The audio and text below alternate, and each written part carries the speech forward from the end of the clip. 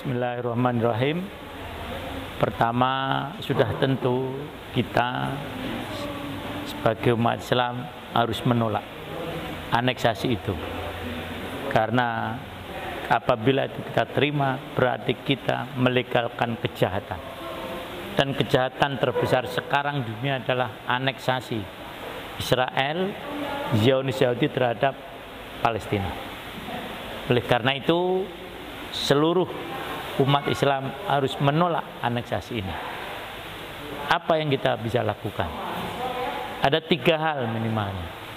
Pertama, kita harus melakukan langkah konkret, yaitu membantu secara materi apa yang diperlukan oleh ikhwan-ikhwan kita di Palestina dengan berbagai macam cara. Bisa seperti yang kita lakukan, sudah kita lakukan, mendirikan rumah sakit Indonesia di Gaza, kemudian memberikan bantuan materi kepada ikhwan-ikhwan yang memerlukan, atau juga kita lindungi pengungsi-pengungsi Palestina yang memang ingin berlindung kepada kita. Yang pertama.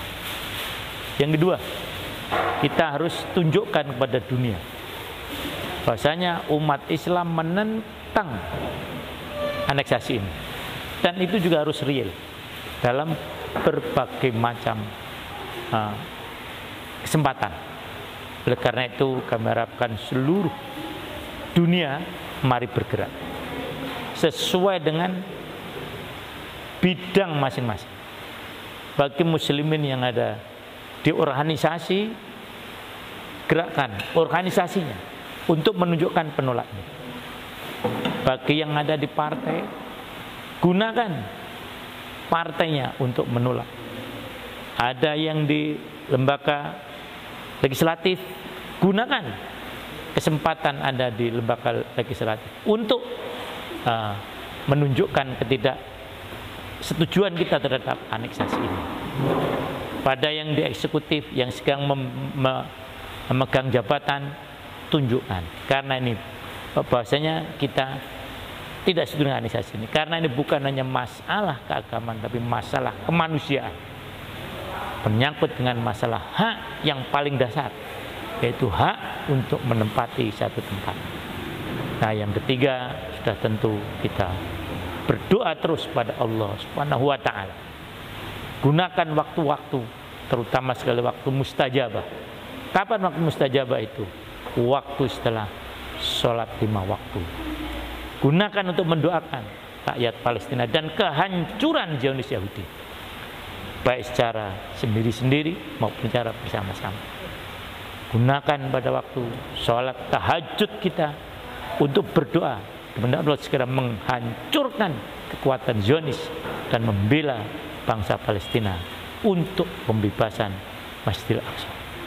Dan kesempatan-kesempatan yang lain di sholat sunnah, sholat duha kita, dan setelah kita selesai menghatamkan Al-Quran dan seterusnya, gunakan untuk berdoa pada Allah Subhanahu wa ta'ala. Insya Allah minimal dengan 3 hal ini Allah akan membela kita. Dan seandainya pertolongan belum datang, kita tidak boleh berputus asa, karena dalam situasi dan kondisi pun mesti umat Islam, orang yang beriman akan menang. Kalau tidak menang di dunia, maka akan menang nanti di akhirat. Maka jangan pernah berputus asa dalam berdoa kepada Allah Subhanahu wa ta'ala. Allahu Akbar, Al-Aqsa hakuna. Jadi soal bahasanya umat Islam saat ini secara realita memang mereka itu berpecah belah. Tapi saya yakin perpecahan belah ini tidak seluruh umat Islam satu. Dan yang kedua, ada langkah-langkah yang kita tidak berpecah belah. Apa antara lain? Membela Palestina. Ini dari kelompok apapun, kalau kita bicara soal Palestina mesti bersatu.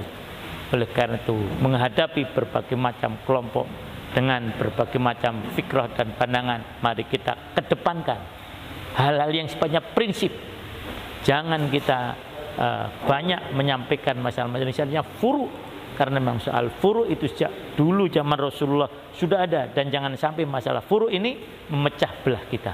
Tapi kita kembali pada hal-hal yang memang kita bisa bersatu di dalamnya, yaitu masalah-masalah yang pokok. Kita sholat 5 waktu bersama-sama, kita haji ke Makkah bersama-sama, kita saum baru saja bulan Ramadan bersama-sama. Maka kita kedepankan hal-hal yang sifatnya memang menyatukan. Jangan kita kedepankan hal yang justru nanti malah kan pecah belah. Oleh karena itu saya yakin bahwa saat umat Islam mesti bersatu, karena dalam satu jamaah, dalam satu imamah. Dan kita harus optimis. Yang penting kita harus usaha untuk menuju kepada kesatuan dalam kehidupan berjamaah dan berimamah. Karena siapapun akan mengakui bahwasanya hanya dengan kesatuan umat dan kesatuan kepemimpinan kita akan bisa menghadapi berbagai macam tantangan dari luar, termasuk juga tantangan kaum Zionis yang ingin merusak kehidupan rakyat Palestina dan menghalang-halangi kita sholat di masjid kita, yaitu Masjid Al-Aqsa.